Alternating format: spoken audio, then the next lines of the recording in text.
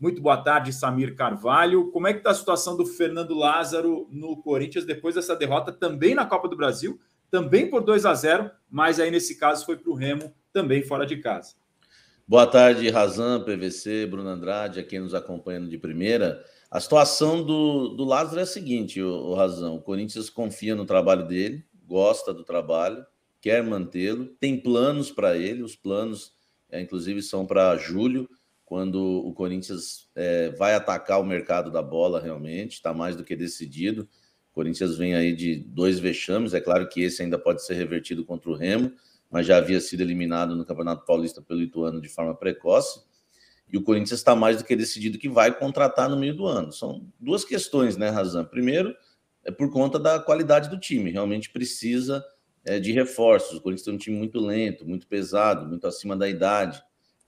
Foram muitas contratações feitas. O Corinthians montou errado esse elenco, né? Acho que é quase unanimidade isso. E agora precisa corrigir. E a ideia é contratar em julho, já que não tinha jogadores interessantes no mercado no momento. O Corinthians decidiu que em julho vai buscar aí contratações e pelo menos 2 de peso, viu? A ideia é trazer pelo menos 2 jogadores, que a gente fala de peso, né? 2 jogadores que cheguem com status de titulares no Corinthians. Então, esse é o foco e a diretoria acredita que o Lázaro pode render com os reforços.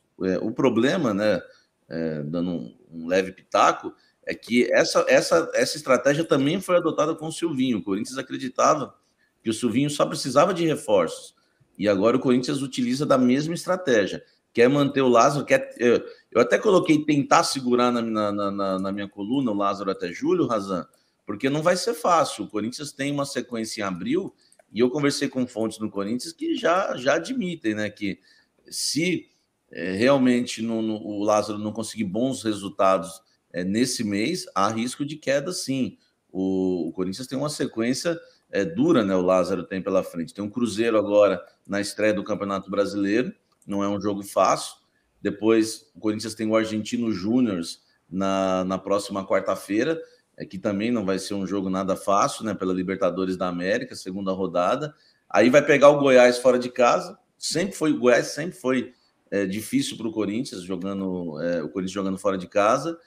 E depois tem o Remo. Aí que vai pegar, né, Razão? Porque se não conseguir reverter esse resultado, está arriscado o Lázaro nem disputar o derby, né, no dia 29, no Allianz Parque contra o Palmeiras, porque realmente ele depende desses resultados. O Corinthians, então, resumindo, tem planos para o Lázaro, não houve nenhuma consulta a treinadores de ontem para hoje.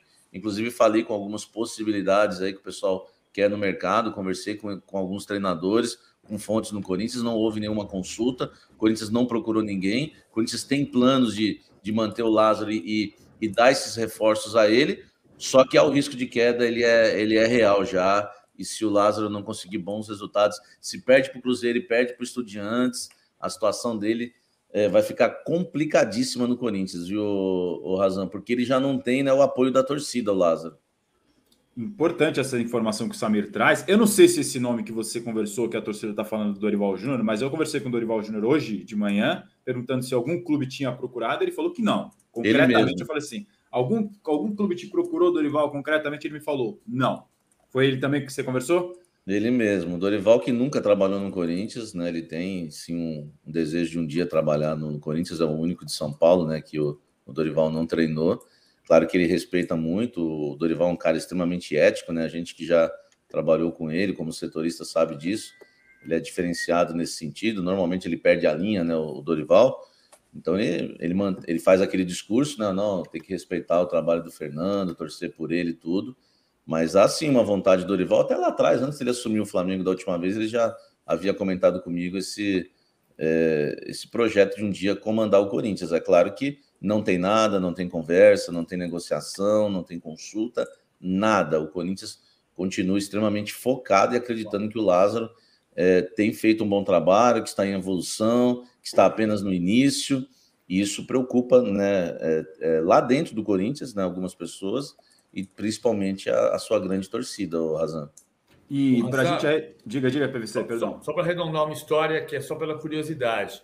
Se o Dorival Júnior vier a dirigir o Corinthians em algum momento da vida dele, ele vai ser o 8º técnico a dirigir os 4 grandes de São Paulo, porque ele já dirigiu Santos, São Paulo e Palmeiras.